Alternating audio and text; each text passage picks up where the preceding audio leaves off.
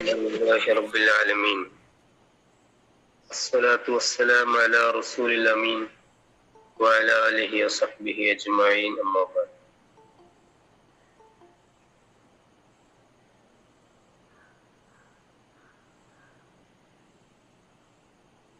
Anas bin Malik അൽ അൻസാരി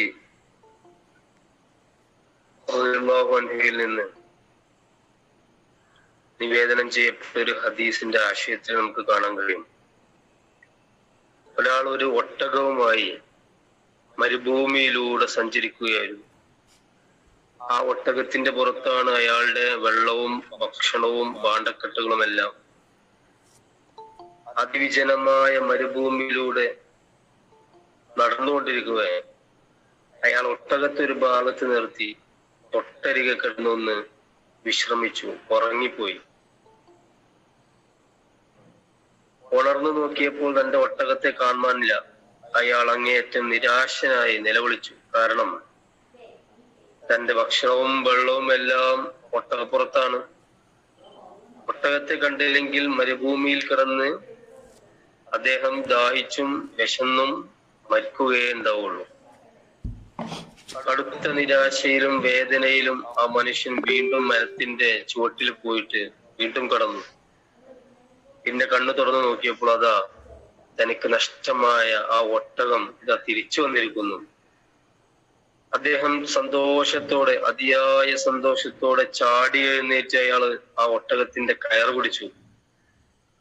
എന്നിട്ട് സന്തോഷാധിക്യത്താൽ അയാൾ ഇങ്ങനെ വിളിച്ചു പറഞ്ഞു, അല്ലാഹുവേ, ഞാനാണ് നിന്റെ നാഥൻ, നീ എന്റെ ദാസനാണ്. മനസ്സില് ഒട്ടകം തിരിച്ചു വന്നപ്പോഴുള്ള ആ ഒരു സന്തോഷത്തിന്റെ സമയത്ത് സന്തോഷം കൂടിയത് അത് പറഞ്ഞത് മാറിപ്പോയതാണ്. ശരിക്കും പറയേണ്ടിയിരുന്നത് എന്താണ്? അല്ലാഹുവേ, നീയാണ് എന്റെ റബ്ബ് എന്നായിരുന്നു.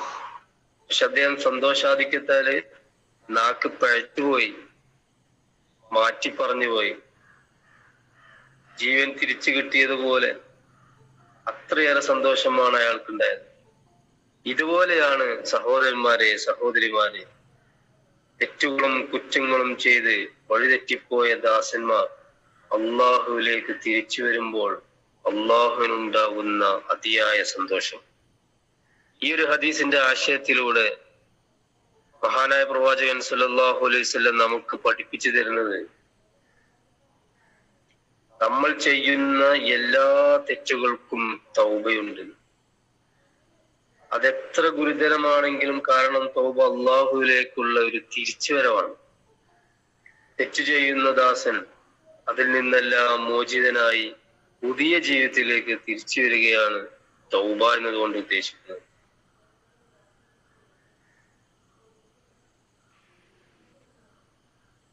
ഖുർആനിന്റെ അധ്യാപനങ്ങളിലൂടെ നമുക്ക് വായിച്ചു നോക്കുമ്പോൾ കാണാൻ കഴിയും, സ്വദേഹത്തോട് അതിക്രമം പ്രവർത്തിച്ച എന്റെ അടിമകളെ, നിങ്ങൾ അള്ളാഹുവിന്റെ കാര്യത്തിൽ നിരാശരാകാൻ പാടില്ല. നിശ്ചയം അള്ളാഹു എല്ലാ പാവങ്ങളും പുറത്തു തരുന്നതാണ്. അള്ളാഹു ഏറെ പൊറുക്കുന്നവനും കാരുണ്യമായിട്ടുമാണ്. എന്നിട്ട് നബി സല്ലല്ലാഹു അലൈഹി വസല്ലം പറഞ്ഞു, ആദം മക്കൾ തെറ്റു ചെയ്തു പോകുന്നവരാണ്, മനുഷ്യര് തെറ്റു ചെയ്യുന്നവരാണ്. പക്ഷേ അവരിൽ ഏറ്റവും ശ്രേഷ്ഠർ അള്ളാഹുവിലേക്ക് പശ്ചാത്തപിച്ച് മടങ്ങുന്നവരാണ്. പൊതുവെ നമ്മുടെ മനുഷ്യ മനസ്സ് എന്ന് പറയുന്നത് തിന്മയിലേക്ക് ഊളിയിടാൻ താല്പര്യപ്പെടുന്ന മനസ്സാണ്. വിശുദ്ധ ഖുർആൻ തന്നെ ഈ സംഭവങ്ങള്, ഇക്കാര്യങ്ങൾ സൂചിപ്പിക്കുന്നുണ്ട്. അഥവാ ഒരു മനുഷ്യന് സാഹചര്യങ്ങളും അതുപോലെ ജീവിത ചുറ്റുപാടുകളും അനുകൂലമായി വരുമ്പോഴാണ് മനുഷ്യൻ എന്തായി തീരുന്നത്? തിന്മകളിൽ അകപ്പെട്ടു പോകുന്നത്. ഇല്ല എന്നുണ്ടെങ്കിൽ തിന്മയിലേക്ക് വരാൻ യാതൊരു ചാൻസും ഇല്ല. ഇവിടെ ആ ഒരു മനുഷ്യന് മനസ്സംസ്കരണവും അതുപോലെ തന്നെ ആത്മനിയന്ത്രണവും സ്വായത്തമാക്കി തിന്മകളിൽ നിന്ന് അകന്നു കഴിയുന്നവനാണ് അന്തിമ വിജയം ഉണ്ടാവും. അറിഞ്ഞോ അറിയാതെയോ ഒരു തെറ്റ് സംഭവിച്ചു പോയതിന്റെ പേരിൽ ഒരാളെ പാടെ ഉപേക്ഷിക്കുകയും നരകാവകാശിയായി മുദ്ര കുത്തുകയും ചെയ്യുന്ന രീതി എവിടെല്ല? ഇസ്ലാമിലില്ല. തെറ്റുകളിൽ നിന്ന് പശ്ചാത്തപിച്ച് മടങ്ങുന്നവരെയാണ് അള്ളാഹു ഏറ്റവും ഇഷ്ടം. തീർച്ചയായും അള്ളാഹു പശ്ചാത്തപിക്കുന്നവരെയും ശുചിത്വം പാലിക്കുന്നവരെയും ഇഷ്ടപ്പെടുന്നു എന്ന് ഖുർആനിന്റെ അധ്യാപനത്തിലൂടെ നമുക്ക് കാണാൻ കഴിയും. അപ്പൊ ഈ ഒരു അർത്ഥത്തില് ഈ ഒരു ഹദീസിന്റെയും ഖുർആനിന്റെയും ആശയങ്ങളിലൂടെ നമ്മൾ മനസ്സിലാക്കുമ്പോൾ, നമ്മൾ റമളാനിന്റെ ഈ വർഷത്തിലെ റമളാനിന്റെ അവസാനത്തെ മണിക്കൂറുകളിലാണ്, മിനിറ്റുകളിലാണ് സമയം ചെലവഴിച്ചുകൊണ്ടിരിക്കുന്നത്. ഈ ഒരു വേളയിലും അള്ളാഹുവോടുള്ള ബന്ധം, സാമീപ്യം, അള്ളാഹുവിലേക്ക് ഖേദിച്ച് മടങ്ങൽ, ഇസ്തിഗ്ഫാർ ചെയ്യൽ, പൊറുക്കപ്പെടല്, ഇത് നമ്മൾ തുടർന്നുകൊണ്ടേയിരിക്കുക. യാതൊരു നിരാശയും മുഅ്മിനെ സംബന്ധിച്ചോളം ഉണ്ടാവാൻ പാടില്ല. അവരുടെ തറാവീഹ് നമസ്കാരങ്ങളും തഹജ്ജുദ് നമസ്കാരങ്ങളും ഫർള് നമസ്കാരങ്ങളും ദുആകളും തസ്ബീഹാത്തുകളും എല്ലാം അള്ളാഹുവിനെ കണ്ടുമുട്ടുന്ന രീതിയിലുള്ള ആ ഒരു ഇഖ്ലാസും നിയ്യത്തോടു കൂടി ചെയ്യാനുള്ള തൗഫീക്ക് റബ്ബ് സുബ്ഹാനഹു വ തആല നമുക്ക് എല്ലാവർക്കും നൽകി അനുഗ്രഹിക്കുമാറാകട്ടെ.